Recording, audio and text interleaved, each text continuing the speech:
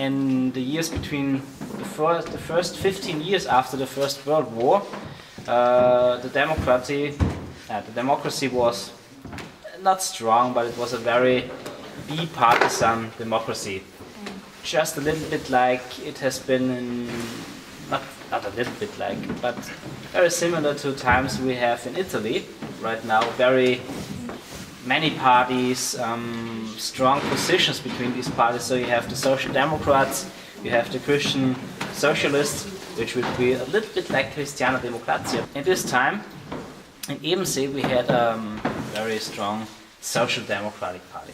And on the other side, we had a very strong Christian Socialist Party. And these two parties, as well as in Austria as a whole, were the main political opponent. So in all parts of ideology and in life, we had even the problem that you had a social democratic sports union and you had a Christian socialist sports union. So that was the problem, the whole division between the society. The society was divided on party lines. Maybe we cannot imagine that today in Austria. I would like to show you some pictures. These are one of the very successful projects the Social Democrats did in this year.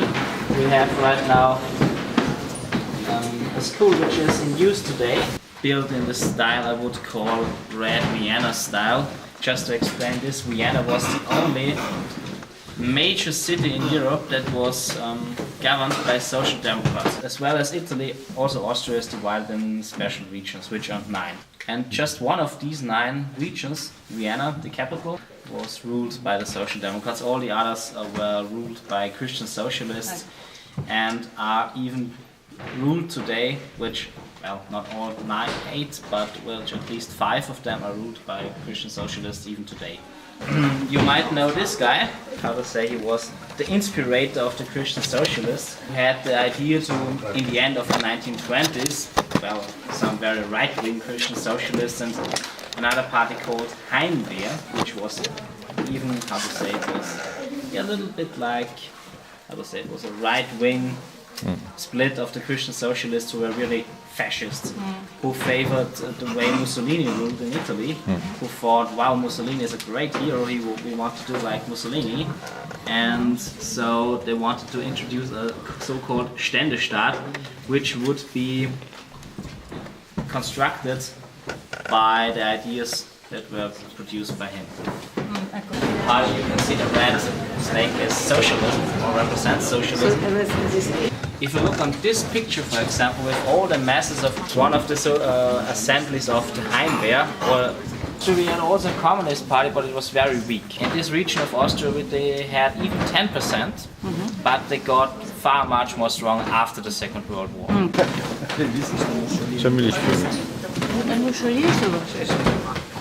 Fascists in Austria were against the fascists in Germany, but they were not against the fascists in Italy. That's the crazy thing. And the fascists in Italy were at first against the fascists in Germany, but with the fascists of Austria. So that's a little bit complicated. The problem was in February 1934, we had a civil war in Austria. The Austrian Social Democrats were defeated with 300 deaths. And on the other side, at least the Austrian Civil War just had about 1,000 people dead, which seems to be nothing if you think about Spain. But on the other side, the Austrian Civil War is still a topic in the Austrian interior policy today. It needed more than 75 years to recognize the victims of the Social Democrats to be fighters for democracy, which is a long time. At the same time, the Nazi fought against the Austrian government and the Social Democrats fought against the fascist Austrian government. Both of them were sent to prison due to be against the Austrian fascist government. After the Second World War, the Social Democrats were not, say, sort of pardoned or recognized as freedom fighters or fighters for democracy because they stand against the government.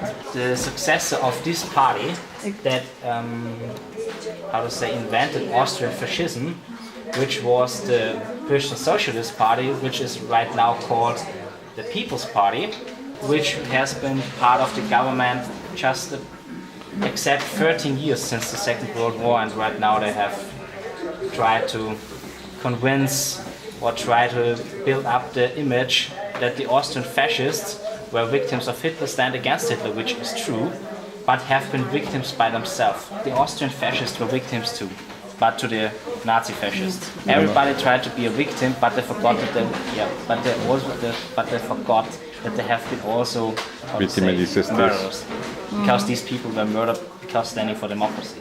And that's the big problem, being a victim and being a murderer too. But many people being part of the fascist government have been part of the Austrian democratic government after the World War II. Much more complicated than in Germany. Fascists wanted to end democracy at all.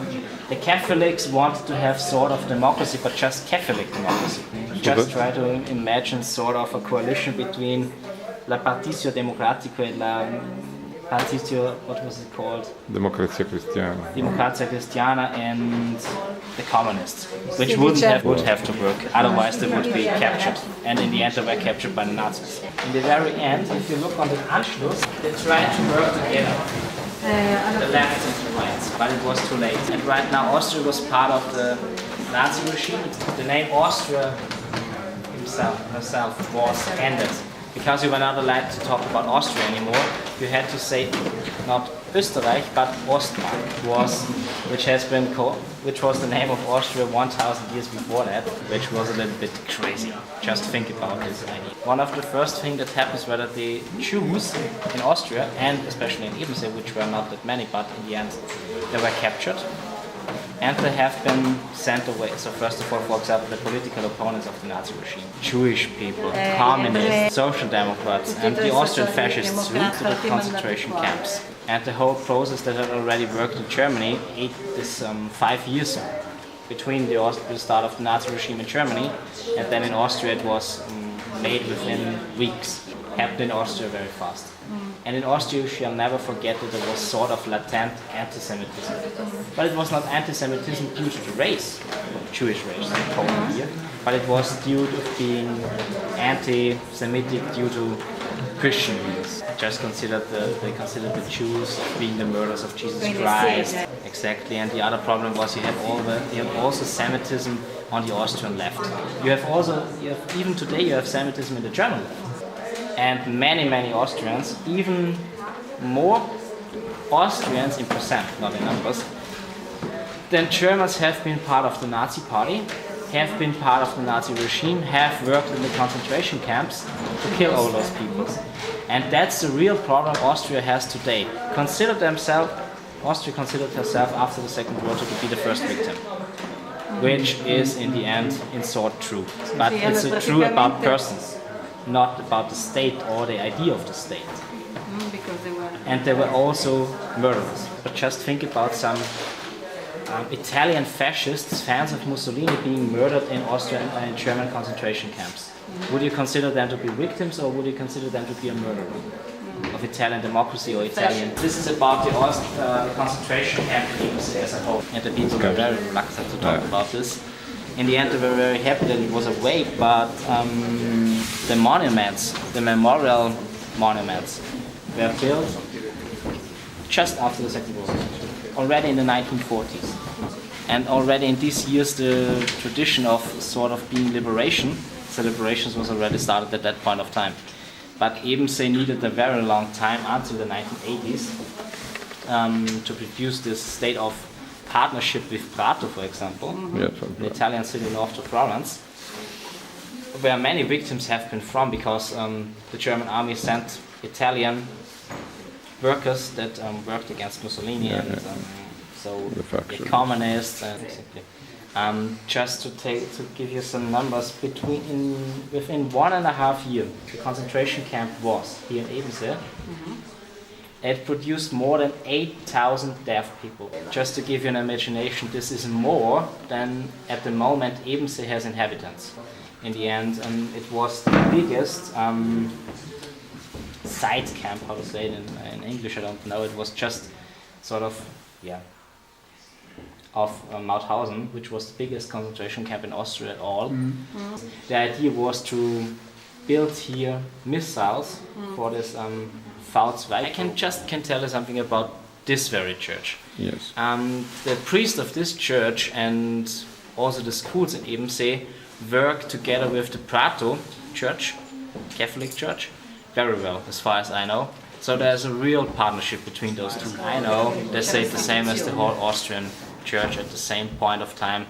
Well, pray for the people, pray for the victims of the war. Their priests did not help them, but they were helped by people who had the wish to help them, but not by any organization except who were people who were not afraid to help. We had one even in this region, Salzkammergut.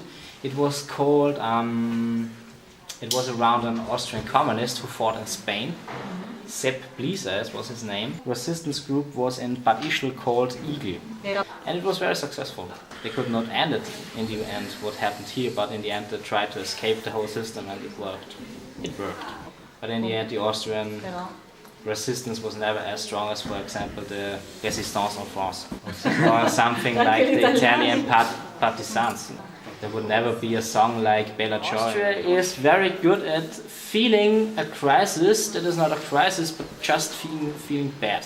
Austria is a very rich country. In the same if we consider the situation of the Italian state compared to the situation of the Austrian state, the Austrian state is in a very good health. In Austria we have no man like Berlusconi. Today's Austrian Christian socialist on the People's Party in Tyrol argued in the election 2 weeks ago, no Italian conditions. And I'm sorry to have to say, as a political scientist, the Austrian situation is bad, but in the end it's felt bad, but it's not as bad. Yes. One last sentence. The example with the fascists being victims of the Nazis was just to ensure the problem Austria is in. Always try to imagine being a murderer and being murdered by someone else. What are you? So that's the whole shit Austria is in since 60, 80 years. And until today, some Austrian parties, the so-called Freedom Party, which was founded to be a political home for former Nazis, has a problem to recognize all those things. And that's the problem. We know a lot about Berlusconi, and I would be in Italy a political opponent of Berlusconi. We have the problem of an old man coming into politics right now too. And he's very right-wing. Frank Stronach, is very successful in Canada. He has formed his own party, Team Stronach. So just to ensure that in 5 years we will understand you. Beppe Grillo has given some good analysis of the Italian political situation, because in Italy you have a problem that you cannot choose the candidate on your list. If you're crossing a list like Partito Democratico, you have to take the whole list, but you cannot change anything. In Austria you can change at least the list. In Germany you have the possibility to choose a party and change the list of another party, which would be great too, if you would have that possibility. And the next thing is the Italian election system. Once Austria tried to introduce an election system which would be at least a little bit like that of Italy, and I was a fan of that idea, but as I have seen the results of the election in February, I got off the idea because it is, in the end, it's a problem. As a citizen, I say yes, I trust them. And I trust also the European Union just to ensure this. As an Austrian politician, by my own right, and somebody who knows people, for example, of the Austrian Social Democratic Party, I would say never trust them because they have no idea of real ideological problems. And that's the same problem in every Austrian party. Yes, except the Freedom Party, unfortunately, because they know what they are saying, and the others just try to hold the power, but do not understand real political problems, or if they understand it, they do not want to understand the solutions. So I can just give you two answers, yes and no.